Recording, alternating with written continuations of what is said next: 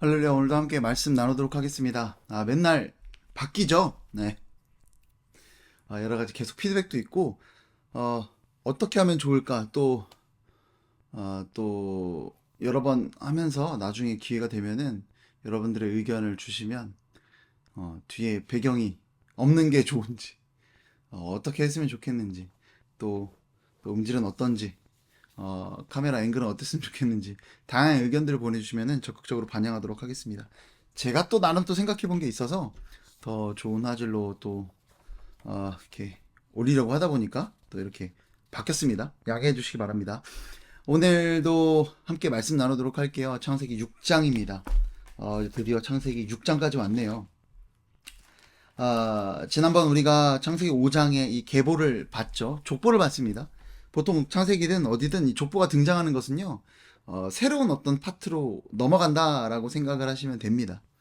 그 족보가 등장할 때 뭐라고요? 창세기의 새로운 파트가 시작되었다라고 생각하라는 겁니다. 자, 그래서 이제 새로운 파트로 창세기 6장으로 우리가 넘어가서 함께 말씀을 보도록 하겠습니다. 6장 1절로 8절까지의 말씀, 오늘의 제목은 아름답고 크고 힘있는 것이라는 제목으로 함께 말씀을 나누도록 하겠습니다. 말씀 볼 때 하나님의 은혜가 우리 모두에게 임하여서 오늘 하루 말씀 은혜로 살아가는 복된 저와 여러분 되기를 소망합니다. 말씀 제가 봉독하도록 하겠습니다. 창세기 6장 1절로 8절 말씀.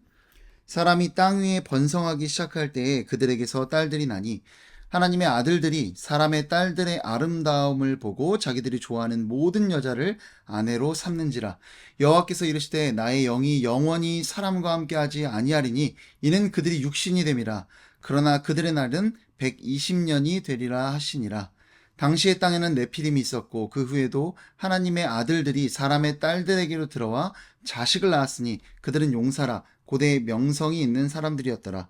여호와께서 사람의 죄악이 세상에 가득함과 그의 마음으로 생각하는 모든 계획이 항상 악할 뿐임을 보시고 땅에 사람 지으셨음을 한탄하사 마음에 근심하시고 이르시되 내가 창조한 사람을 내가 지면에서 쓸어버리되 사람으로부터 가축과 기는 것과 공중의 새까지 그리하리니 이는 내가 그것들을 지었음을 한탄함이니라 하시니라. 그러나 노아는 여호와께 은혜를 입었더라. 아멘. 오늘 본문 말씀은요, 결국 이 하나님의 홍수 심판의 정당성에 대해서 기록하는 본문입니다. 그러니까 인류의 죄악이 만연했다라는 것을 나타내고 있다는 것이죠. 여러분, 심판하면은 좀 거부감이 드는 것이 사실이죠. 어떻게 사랑의 하나님이 심판을 할 수 있느냐라는 이야기를 하곤 합니다. 여러분, 사랑의 하나님이 심판을 한다, 이해가 되시나요? 여러분, 그런데 정의와 공의는 반드시 죄에 대한 심판이 있어야 되는 겁니다. 의로우신 하나님이라는 것은요, 심판이 있어야 된다는 거죠. 한번 생각해 보시기 바랍니다. 여러분의 사랑하는 사람이, 사랑하는 가족이 어떤 누군가에게 살해를 당했습니다. 잔인하게, 아주 잔인하게 살해를 당했습니다.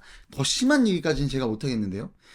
그런데 그 사람이 어떠한 법적 심판도 받지 않고, 그리고 영원한 심판까지도 없다면, 그는 결코 어떤 마음의 뉘우침도 없습니다. 그로 인해서 많은 부도 얻었습니다. 행복하게 삽니다. 어떠한 최후의 심판도 없습니다. 여러분, 그거를 감당할 수 있을까요? 여러분, 반드시 죄에는 심판이 있어야 합니다. 그것이 바로 의로움이고 그것이 공이고 그것이 정입니다. 의로우신 하나님에게는 반드시 심판하신 하나님이다 라는 것 기억하셨으면 좋겠습니다. 오늘 본문 말씀 볼 텐데요. 본문 말씀에 보시면은 몇 가지 의견이 분분한 것들이 있습니다. 하나는요, 먼저 뒤에 거 먼저 이야기하자면 120년 그들의 이 삶을, 그들의 어떤 뭐라고 해야 되나요? 뭔가요? 그들의 날은 120년이 되었다라는 게 우리 어떤 수명, 네, 수명이라는 단어가 떠오르지 않았는데 수명이 120년으로 제한됐다라는 표현으로 보통 받아들이기도 하고, 정말로 그 이후에 등장하는 사람들이 120년 정도, 120년 아래로 살았잖아요. 우리도 그렇고요. 이것은 노아 홍수 이후에 뭐 오존층이나 이런 것들이 파괴되면서 햇빛에 안 좋은 것들이 그대로 이제 투영되면서 과학적으로도 그렇다고 하죠. 우리들의 삶이 이전에 막 뭐 노아나 뭐 모세나 이런 노아나 많은 사람들, 에녹이나 또 혹은 무드셀라 이런 사람들이 오래 살았지만 그 이후로는 짧게 산 이유에 대해 것에 대해서 이야기하는 거다라고 말하는 경우도 있고요. 그리고 뿐만 아니라 이 120년이라는 세월이 아, 정확히 이 방주가 지어지기까지 걸린 시간입니다. 기한이 120년 남았다라는 것을 이야기한다라고 주장하는 학자들도 있습니다. 어쨌든 다 분분하기 때문에 다 받아들이고 넘어가도록 하겠습니다. 그리고 또 정말 우리가 혼동스러운 것 하나, 바로 2절에 등장하는 하나님의 아들들입니다. 2절에 등장하는 하나님의 아들들, 어떤 내용인가요? 하나님의 아들들이 사람의 딸들의 아름다움을 보고 자기들이 좋아하는 모든 여자를 아내로 삼았다라고 합니다. 아내로 삼았다라는 거죠. 세 가지 해석이 있습니다. 첫 번째는요, 이 하나님의 아들들을 신적 존재로 보는 그런 해석입니다. 정말 이 욥기 1장 6절에 보면 이렇게 되어 있습니다. 하루는 하나님의 아들들이 와서 여호와 앞에 섰고 사탄도 그들 가운데에 온지라. 그러니까 이 하나님의 아들, 천사들에 대한 표현입니다. 이 천사들이다라는 그런 해석이 있다라는 거죠. 그리고 뭐 사람의 딸들과 이런 어떤 어떻게 보면 아내가 됐다라는 건 어떤 성적인 어떤 그런 표현들 아닙니까? 그런데 이것을 그냥 단순히 영적인 표현으로 보는 경우, 그러니까 실질적인 어떤 그런 문자적으로 해석하는 경우가 있고, 영적으로 우리가 이 우상 숭배를 또 음행으로 보지 않습니까? 그런 것처럼 이것도 이제 영적으로 해석하는 경우도 있습니다. 자, 또 하나는 이 하나님의 아들들을 높은 자들, 그러니까 일종의 어떤 왕을 하나님의 아들, 신의 아들로 우리가 표현하는 경우도 있지 않습니까? 그런 왕과 같은 자들이었다, 높은 자들이었다라는 어떤 해석이 있고요. 또 하나는 하나님의 백성인 이스라엘 백성을 하나님의 아들들로 표현하는 경우들이 있어요. 출애굽기 제가 밑에 자막으로 달겠습니다. 출애굽기나 또 신명기 말씀에 보면 이 당신의 백성을 하나님의 아들들이라고 이야기하는 경우도 있습니다. 그래서 그러니까 어떻게 보는 건가요? 이 하나님의 아들들은 하나님을 예배했던 셋의 아들인 에노스의 후손으로 보는 것이고, 그리고 사람의 딸들은 그것이 아닌 그 외 하나님을 예배하지 않는 그런 자들로 이렇게 해석을 한다라는 겁니다. 셋 다 의견이 되게 굉장히 분분합니다. 그런데 하나의 해석을 제가 잠깐 말씀드리면 저의 해석입니다. 그래서 오늘 어떤 그런 주제되는 말씀은 아니지만 잠깐 말씀을 나누자면요, 저는 먼저 이 신적 존재로 하나님의 아들들을 만약에 해석을 한다면 영적인 해석으로 본 거예요. 이들의 행동은 당연히 죄악이죠. 그러니까 아마 타락천사, 사탄과도 같은 자들이다라고 보시면 될 것 같습니다. 이 타락한 천사들과 사람의 딸들이 음행을 저질렀다. 이거 그냥 죄악이다라는 거죠. 자, 그런데 이 죄를 저지르고 나서 하나님의 반응이 어떠한지 한번 보면은요, 3절 말씀입니다. 여호와께서 이르시되 나의 영이 영원히 한 사람과 함께 하지 아니하리니 이는 그들이 육신이 됨이라. 그러나 그들의 날은 120년이 되리라 하시니라. 아멘. 하나님이요, 이 죄악에 대한 대처가 뭔가요? 하나님의 영이 떠나게 하심으로, 육신에서 영이 떠나면 어떻습니까? 이 육신이 존재할 수 없죠. 죽음이 임하게 된다는 겁니다. 영원한 생명을 금하신 어떤 하나님의 어떤 철이었다, 대처였다, 반응이었다는 겁니다. 자, 이와 비슷한 대처가 있었습니다. 창세기 3장 22절 말씀인데요, 제가 읽어드릴게요. 여호와 하나님이 이르시되 보라, 이 사람이 선악을 아는 일에 우리 중 하나같이 되었으니 그가 그의 손을 들어 생명나무 열매도 따먹고 영생할까 하노라 하시고. 그래서 어떻게 합니까? 이 생명나무로 접근하는 길을 차단하십니다. 그룹들을 두고. 영생을 막는 일들이 동일하게 나타난다라는 거죠. 영원한 생명에 접근하지 못하도록, 죄가 있고 그리고 영원한 생명에 접근하지 못하도록 하는 하나님의 조치가 있었다라는 겁니다. 여러분, 지금에서도 그럴까요? 우리가 죄를 짓고 나면 그것에 대한 조치가 또 똑같을까요? 그렇지 않죠. 이미 한 번 있었던 일입니다. 자, 그러니까 저는 이것을 어떻게 본 건지 더 한번 보면은요, 그리고 나서 그러니까 이 사건을, 아까 제가 이 6장이라는 것이 새로운 파트로 창세기 이야기가 넘어왔다라고 말씀드렸죠. 족보 사건을 두고. 자, 그러니까 이게 시간 순서대로 흐름에 따라서 계속 이어지는 사건이 아니라 이 6장 새롭게 시작되면서 인류의 어떤 지금의 이 상태, 이 죄악된 상태를 나타내기 위해 최초의 이 1절과 2절은 1절과 2절, 3절까지 선악을 알게 하는 나무 이후에, 인류의 타락 이후에 그들이 죽음을 알게 된 그것을 은유적 표현이 맞나요? 표현으로 나타낸 어떤 본문이다라는 저의 주장입니다. 네. 그러니까 하와가 뱀의 유혹에 넘어가 선악과를 알고 먹고 영원한 생명을 잃어버린 것처럼 뱀, 즉 하나님의 아들들이, 하와 즉 사람의 딸들의 이 결혼이죠. 이것은 우리가 우상 숭배를 음행으로 표현하는 것처럼 은유적 표현으로 이해한다면 어떤 그 선악과 사건에 대한 다른 표현이다라고 이야기하는 겁니다. 그리고 4절에는 어떻습니까? 계속해서 4절 말씀 읽어드릴까요? 당시에 땅에는 네피림이 있었고 그 외에도 하나님의 아들들이 사람의 딸들에게 들어와 자식을 낳았으니 그들은 용사라 고대 명성 있는 사람들이었더라. 아멘. 그러니까 이 고대라는 단어는 옛날로부터로 번역하는 것이 더 옳은데요. 그러니까 앞선 죄의 역사가 어떻다? 계속해서 그 후에도 이 하나님의 아들들과 사람의 딸들, 그러니까 인류와 사탄의 어떤 이 음행의 역사, 이 죄악의 역사가 선악과에 있었던 그 역사가 지금에도 계속해서 반복되고 있다라는 어떤 그런 이야기다라는 겁니다. 그래서 이 전체적인 이 선악을 알게 하는 나무, 이 앞선 창세기 하나님의 창조 사건 이후에 이 죄악으로 인해 변화된 이 세계에 대한 서술을 이 표현들로 한 것이 아닌가라는 제 내피셜 아니고 그래도 나름 근거를 가지고 해석했는데요. 어쨌든 그렇습니다. 그래서 제가 이 어떤 해석은 혹시나 건너뛰고자 하시면 건너뛰셔도 됩니다. 하지만 충분히 근거 있는 해석이라는 거 제가 말씀드리고, 그리고 다시 오늘 어떻게 보면 설교 두 편일 수도 있네요. 하나의 본문을 두고 본문으로 다시 돌아가서 이번에는 정말 보수적으로 말씀을 보고 해석을 한번 해보도록 하겠습니다. 함께 말씀을 나누도록 하겠습니다.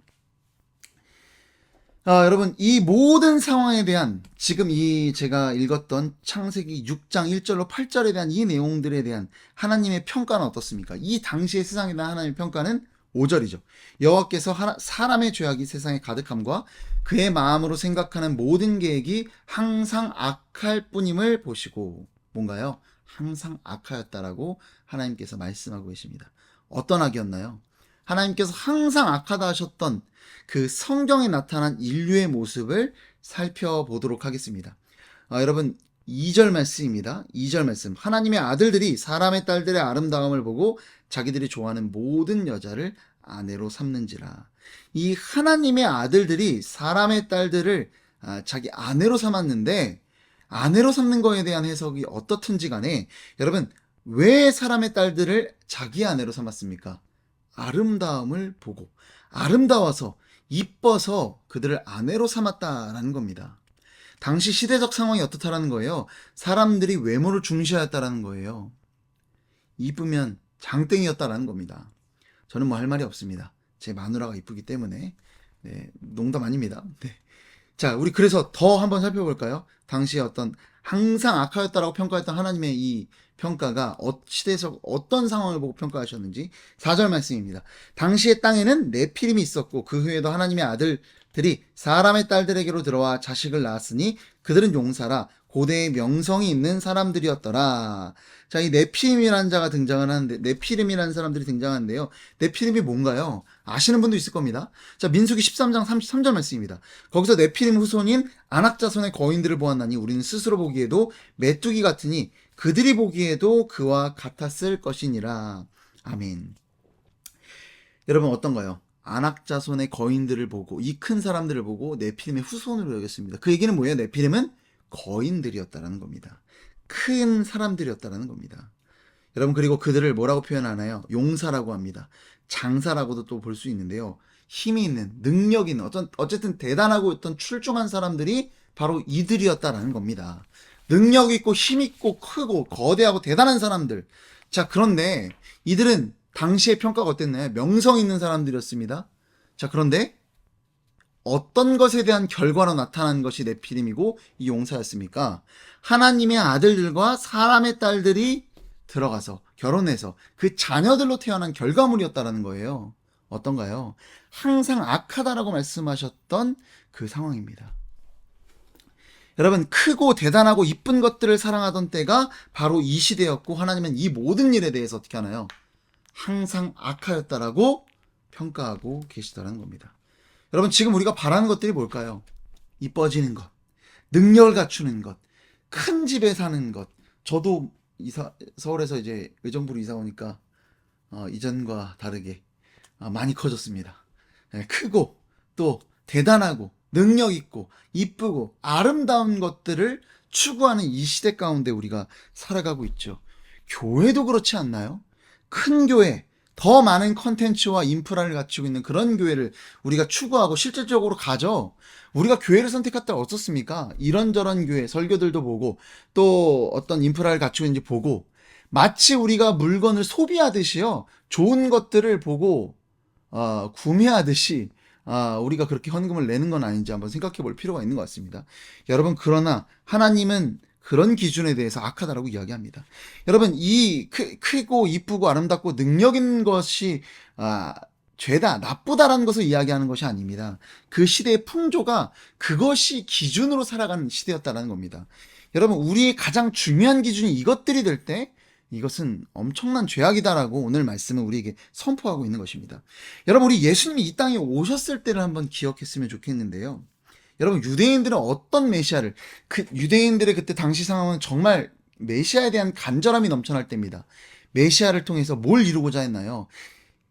능력 있는 메시아가 이 땅에 와서 로마라는 그들을 압제하는 민족을 완전히 깨부수고 그들을 몰아내고 강대하고 아름답고 능력 있는 위대한 다윗의 왕국을 세우기를 기대하고 기대했습니다. 누굴 통해서? 메시아를 통해서. 여러분, 근데 정작 이 땅에 오신 진정한 구세주이신 메시아이신 예수님은 어땠나요? 그분에 대한 예언, 이사야서 53장 2절과 3절 말씀 제가 읽어드리겠습니다. 그는 주 앞에서 자라나기를 연한 순 같고 마른 땅에서 나온 뿌리 같아서 고운 모양도 없고 풍채도 없은즉 우리가 보기에 흠모할 만한 아름다운 것이 없도다. 그는 멸시를 받아 사람들에게 버림받았으며 간고를 많이 겪었으며 질고를 아는 자라. 마치 사람들이 그에게서 얼굴을 가리는 것 같이 멸시를 당하였고 우리도 그를 귀히 여기지 아니하였도다. 여러분, 예수님은요, 우리 기대와 달리 풍채, 거대함도 없었고요. 흠모할 만한 아름다운 것이 단 하나도 없었던 분이 바로 예수님이었습니다. 능력 넘치게 가서 로마를 때려부신 분이 아니라 그냥 십자가 위에서 아무런 대항도 하지 않으시고 그저 죽으신, 그렇게 내어주신 분이 바로 우리의 사랑하는 예수 그리스도셨다라는 겁니다. 여러분, 어떠신가요? 우리가 기대하는 바를 가지고 예수님을 바라본다면 크고 아름답고 능력 있는 그 분으로만 예수님을 바라본다면 우리는 날마다 예수님 앞에 실망하게 될 것입니다. 여러분, 우리 기대 밖에 예수님을 만날 뿐이다 라는 것입니다. 여러분, 이제는 우리의 기준을 바꿀 때입니다.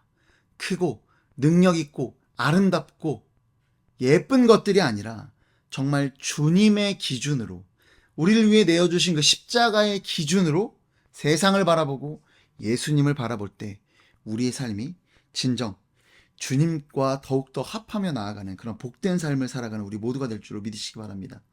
여러분, 크고 아름답고 능력 있는 것들 물론 좋지요. 그러나 그것이 우리의 기준이 돼서는 절대로 안 될 줄로 믿으시기 바랍니다. 오늘 그렇게 진정한 구원자이신 예수님, 흠모할 만한 것이 하나도 없으셨던, 그저 풍채도 없고 그리고 능력도 없는 것처럼 보였던 그런 예수님을 우리의 주인으로 받아들이고 그런 주님을 따르는 복된 저와 여러분 되기를 소망합니다. 기도하겠습니다. 사랑과 은혜가 풍성하신 하나님 아버지, 이 노아의 때가 아름답고 크고 힘 있는 것들을 그들의 삶의 기준으로 사모하는 것들로 삼았을 때 하나님은 항상 악하다라고 평하셨습니다. 주님, 우리도 이들과 다를 바 없다라는 것을 다시 한번 생각하게 됩니다. 다시 한번 우리 삶의 기준이 온전히 주님의 십자가로, 복음으로, 말씀으로 다시 기준 삼을 수 있도록, 그래서 우리의 삶이 하나님의 말씀의 기준대로 나아가는 그런 복된 삶을 살아갈 수 있도록 주님께서 우리를 인도하여 주시옵소서. 이 모든 말씀 사랑이 많으신 예수 그리스도의 이름으로 기도드립니다. 아멘.